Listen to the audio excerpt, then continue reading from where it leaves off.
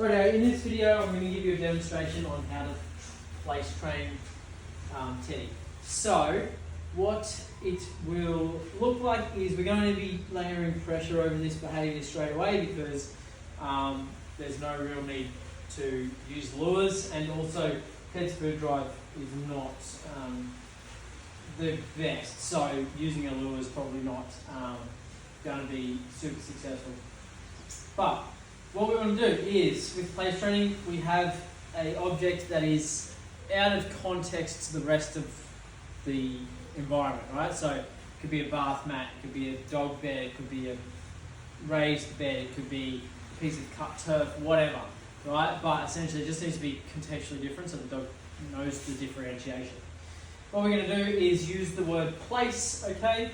Then we're going to apply the leash pressure to get the dog onto the place. When the dog's on the place, we're going to wait 1 second, then we're going to release and reinforce. How we're going to release is by using a terminal marker, and a terminal marker is a way to communicate to the dog that the behaviour is complete and they can effectively release from it or be free.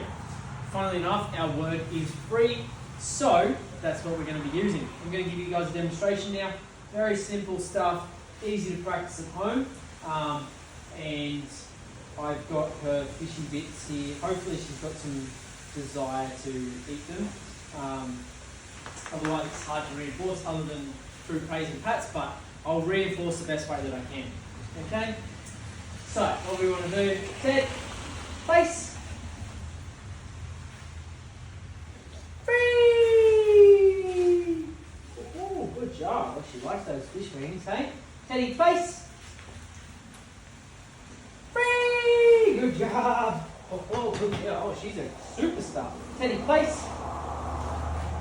Free. Oh, look at you go, hey? You're so good. Teddy, place. Free. Rightio. So the way she's very excited. I like you. Hey, you're doing so good. Surprised me.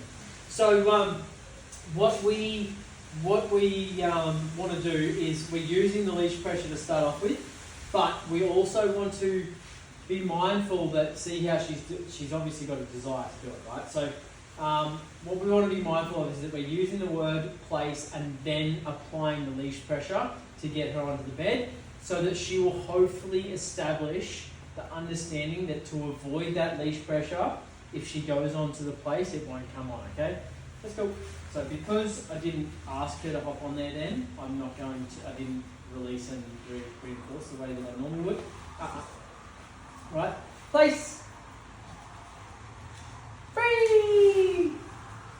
And, oh, I was literally doing this outside and she was like, didn't want to borrow of the food anyway. Teddy, place.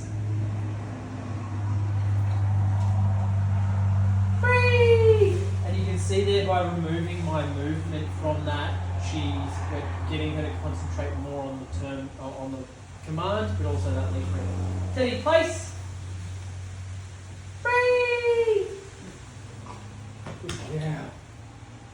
Teddy, place. Free. You got a solid little release too. Teddy, place. Free. Sorry, can't get them out fast enough. Good job. Oh, look at that. She loves them. Okay? Very good. So, Teddy, place. Again, making sure, free! Making sure that we, I take back my comment about the no food drive. I don't know why there was another dog outside, but she was seriously not interested in the food before. Again, place. Just making sure we use the word before the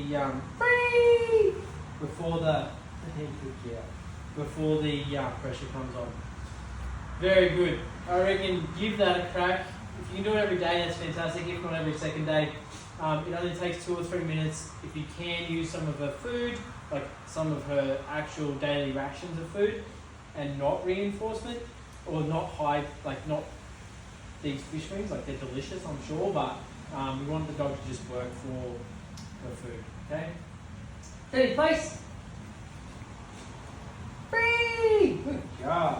Good job. Teddy, place. Free. Try a little bit further. Teddy, place.